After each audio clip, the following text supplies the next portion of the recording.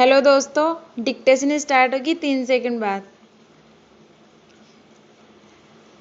महोदय, किसी भी देश या समाज के विकास हेतु शिक्षा अत्यंत सशक्त एवं महत्वपूर्ण साधन है।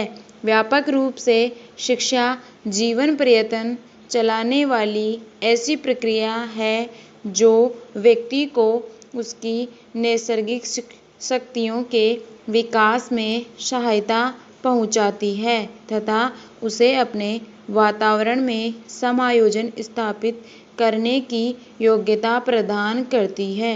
साथ ही व्यक्ति को उसके सामाजिक राष्ट्रीय दायित्वों का निर्वाह करने की योग्यता, ज्ञान एवं कौशल प्रदान करती है। भारतीय संदर्भ में उद्देश्य एवं उपयोगिता की दृष्टि से प्रौढ़ शिक्षा भी इसमें भिन्न नहीं है, बल्कि आज की सामाजिक, आर्थिक, राजनीतिक परिस्थितियों में प्रौढ़ शिक्षा का महत्व और भी बढ़ गया है। डॉक्टर मुखर्जी ने भारत में भी प्रौढ़ शिक्षा के 2 महत्वपूर्ण पहलू बताए हैं। प्रथम, प्रौढ़ साक्षरता अर्थात उन प्रौढ़ों को शिक्षा प्रदान करना जिनको विद्यालय में किसी प्रकार की शिक्षा प्राप्त नहीं हुई है।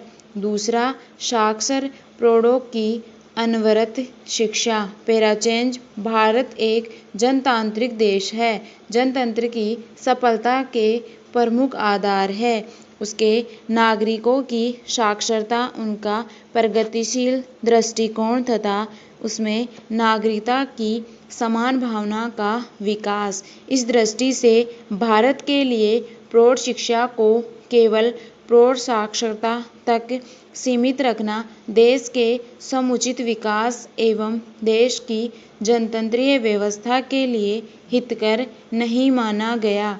वैसे ही यह निर्विवाद तथ्य है कि शिक्षा केवल साक्षरता ही नहीं, साक्षरता शिक्षा का एक महत्वपूर्ण भाग अवश्य है।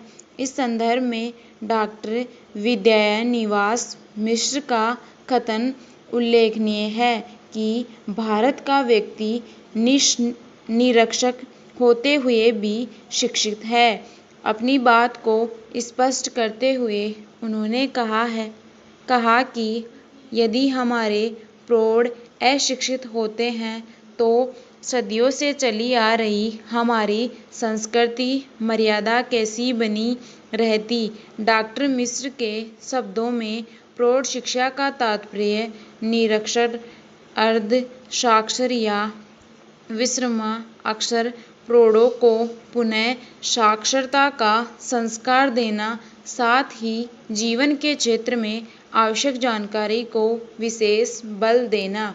एक समृद्ध मौखिक परंपरा में हमारा प्रौढ़ शिक्षित है और उसे यदि साक्षर बनाने की योजना बनानी है तो उसके मौखिक परंपरा के प्राप्त अनुभवों को ध्यान में रखना होगा।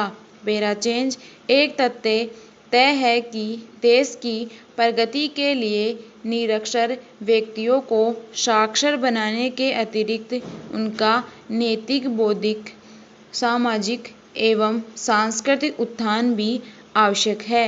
इसी दृष्टि से प्रौढ़ शिक्षा को व्यापक अर्थों में लेते हुए 1948 में श्री मोहनलाल सक्सेना की अध्यक्षता में नियुक्त समिति के परामर्शों को स्वीकार करके सरकार ने प्रौढ़ शिक्षा को समाज शिक्षा की संज्ञा से अभिहित किया।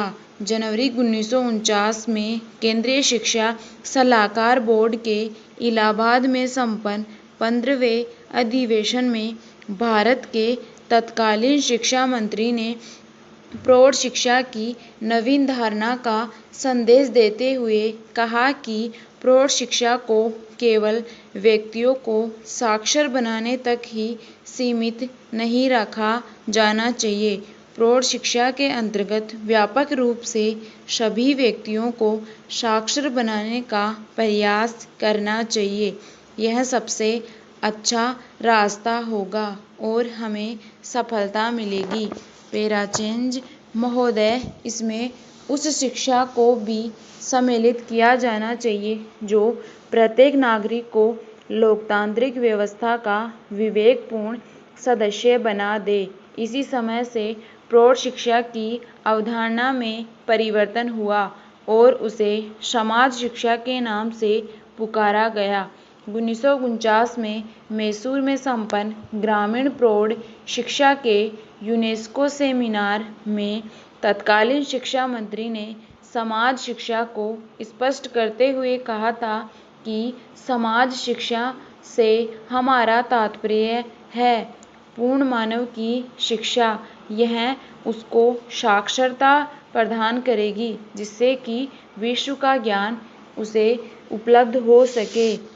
यह उसको बताएगी कि वह अपने आप को वातावरण से अनुकूलन किस प्रकार करे एवं जिन प्राकृतिक दशाओं में वह निवास करता है उसका सर्वोत्तम प्रयोग किस प्रकार करे।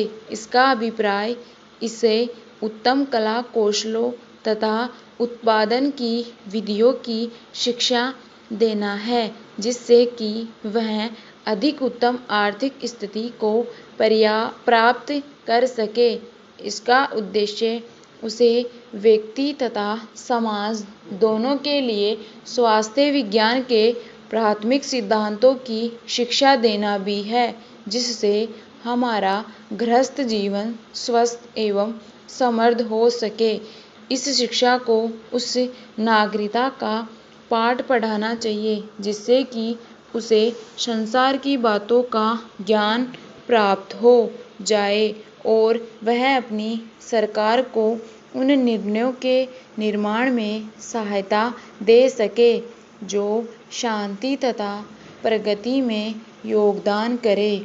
प्रो कबीर ने समाज शिक्षा की परिभाषा देते हुए कहा है कि समाज शिक्षा को अध्ययन के एक प्रकार के पाठ्यक्रम के रूप में परिभाषित किया जा सकता है जिसका उद्देश्य व्यक्तियों में नागरिकता की चेतना का उदय और उसमें सामाजिक समैक्य की उन्नति करना है।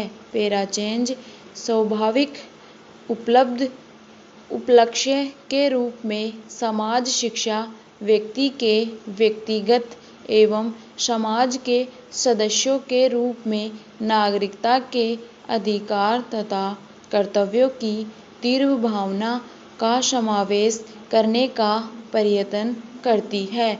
अब आइए जरा गौर करें कि वर्तमान भारतीय 23 साल पूर्व सन 1978 में साहित्य परिचय प्रौढ़ शिक्षा विशेषांक के अपने एक लेख में डॉक्टर चौबे ने प्रारंभ में ही लिखा है कि जब कोई समाज जातिवाद, वर्गवाद, क्षेत्रवाद, गरीबी, बेरोजगारी, बीमारी तथा असमानता से ग्रस्त रहता है तो उसका विकास अवरुद्ध हो जाता है। ऐसी यही ग्रस्तता आज हमारे समाज में हमारे क्रियाकलापों के विविध अंगों में परिवर्तित हो रही है। जब तक हम इस ग्रस्तता से मुक्त न होंगे तब तक हमारा विकास संभव नहीं होगा। इस ग्रस्तता से दूर होने के लिए हमें अनेक उपाय करने होंगे। इन उपायों में शिक्षा का स्थान बहुत ऊंचा है। हमारे देश की अधिकांश जनता अभी भी साक्षर नहीं हो पाई है।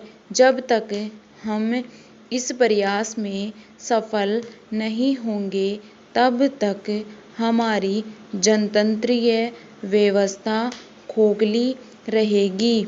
उल्लेखनीय है कि प्रौढ़ शिक्षा के क्षेत्र में सरकारी स्तर पर स्वतंत्रता के पूर्व से ही प्रयास प्रारंभ हो गया था जिसमें आज तक कई मोर्चों पर प्रौढ़ शिक्षा के प्रचार प्रसार का कार्य जारी है।